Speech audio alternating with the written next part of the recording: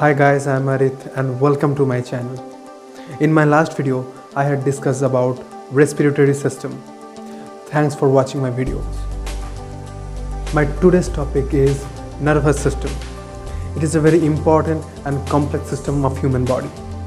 So we have to discuss detail about nervous system to get a full idea and full clarity of nervous system. So I decided to make two videos on nervous system to give you a clear understanding on nervous system. So I request watch the video till the end to get the full information. Before start the video, I request those who are new to my channel, don't forget to subscribe the channel and hit the bell icon.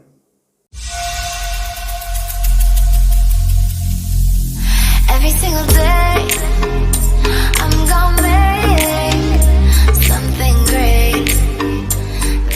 Nervous system. So what is nervous system? Nervous system is a complex part of an animal that coordinates its action and sensory information by transmitting signals to and from different parts of the body. Nervous system can detect the environmental changes that impacts the body and works in tandem with endocrine system to respond to such an event. So this is nervous system. Now we come into the function of nervous system. Nervous system helps in controlling body's internal environment to maintain the homeostasis. Such an example is regulation of body temperature. Nervous system also helps in programming of spinal cord reflexes. For example, like stretch reflex. Nervous system also helps in learning and memory, and it plays a vital role for voluntary control of movement. Now we're coming into types of nervous system. There are two types of nervous system. First is central nervous system and another is peripheral nervous system. Central nervous system consists of brain and spinal cord, whereas peripheral nervous system are of two types, craniospinal nerve and another is autonomic nervous system. Craniospinal nerve are of two types. It consists of 12 pair of cranial nerves and 31 pair of spinal nerves, whereas autonomic nervous system divides into two types. One is sympathetic nervous system, another is parasympathetic nervous system. Now we discuss about central nervous system. So as I told before, central nervous system consisting of brain and spinal cord. Central nervous system referred as a central as it combines all the information from different parts of the body and coordinate activity across the whole organism.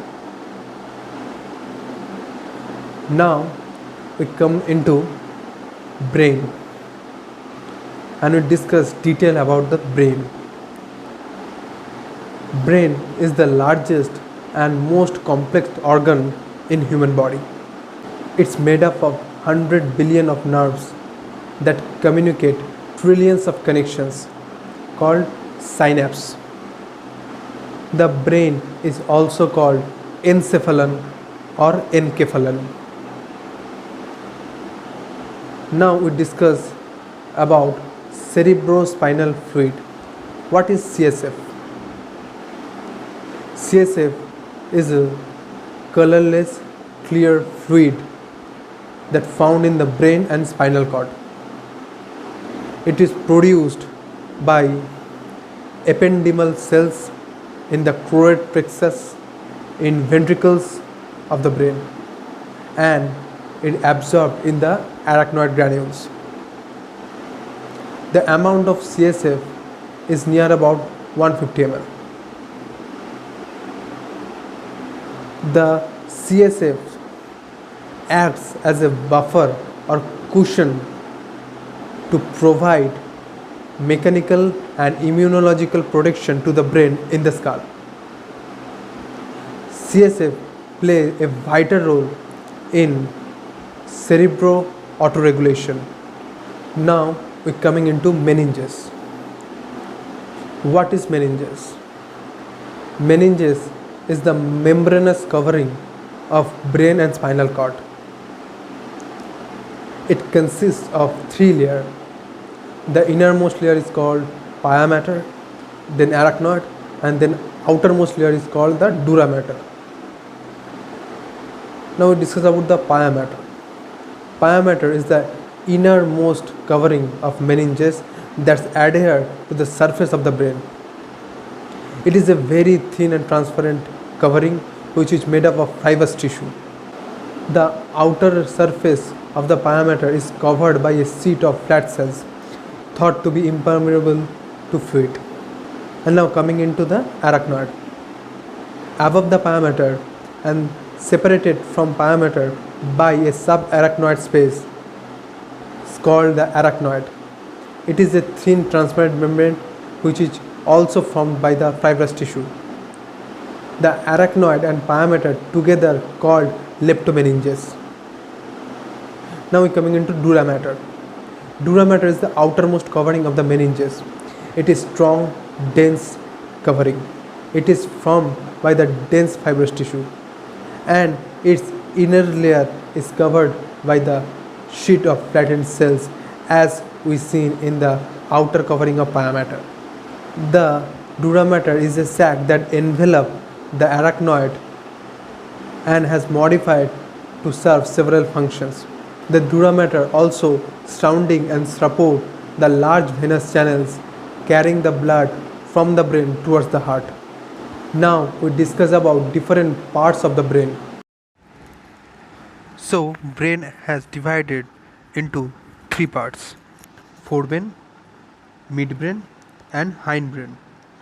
Forebrain is also called prosencephalon, the midbrain is also called mesencephalon, and the hindbrain is also called rhombencephalon. The forebrain is divided into two parts: telencephalon and diencephalon. Telencephalon has three parts. It consists of cerebrum, corpus stratum and rhinencephalon, whereas diencephalon divided into thalamus, hypothalamus, epithalamus and metathalamus. The midbrain mesencephalon divided into two parts: tectum and cerebral peduncle. Tectum have two parts: superior colliculi and inferior colliculi, whereas cerebral peduncle has three parts: tegmentum, substantia nigra and crus cerebri. The hindbrain or rhombencephalon divided into metencephalon and myelencephalon. Metencephalon divided into pons and cerebellum, whereas myelencephalon consists of medulla oblongata. So this is the parts of the brain. Now we discuss about the five main parts of the brain: cerebrum, thalamus, pons, cerebellum and medulla oblongata. Starting with cerebrum. Cerebrum is the topmost part of the central nervous system. It consists of two hemispheres which is incompletely separated by a longitudinal fissure, and posterior inferiorly it is connected with corpus callosum. The two cerebral hemispheres has a cavity filled with cerebrospinal fluid.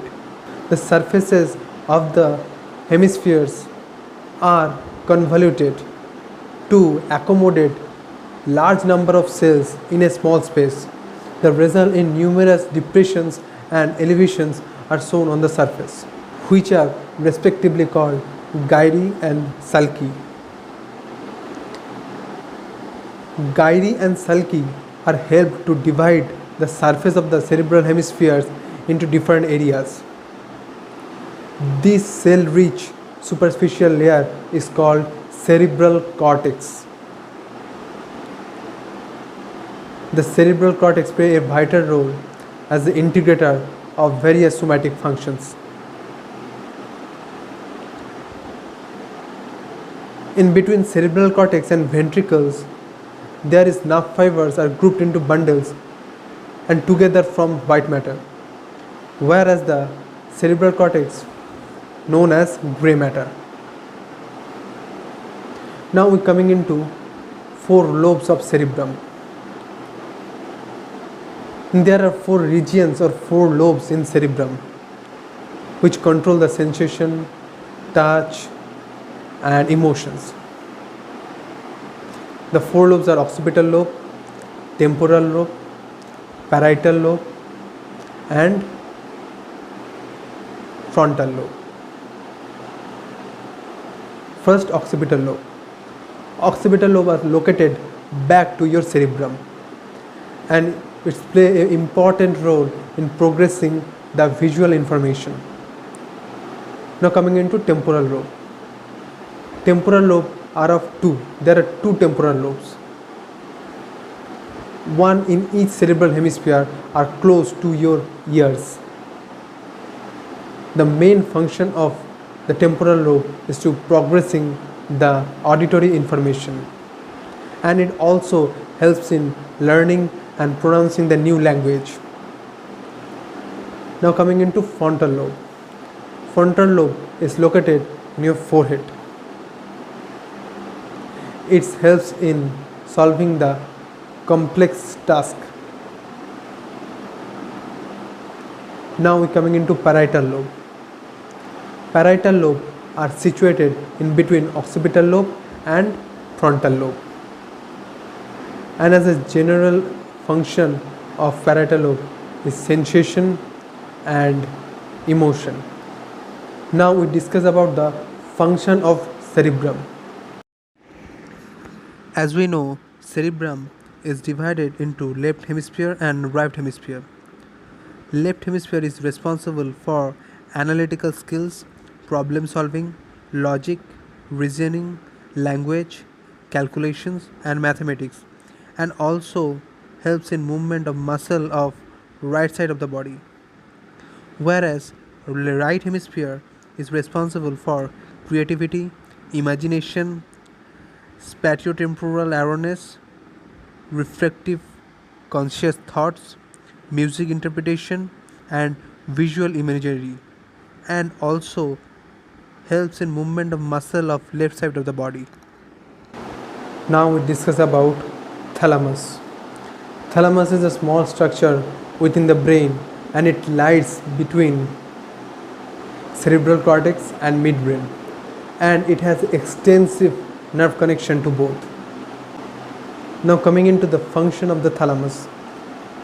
The main function of thalamus, it acts as a relay station. It's relaying information in between the subcortical areas and cerebral cortex. It also plays an important role in regulating states like sleep and wakefulness. The thalamic nuclei has a connection with the cerebral cortex and from thalamo-cortico-thalamic circuit that are believed to involve in consciousness.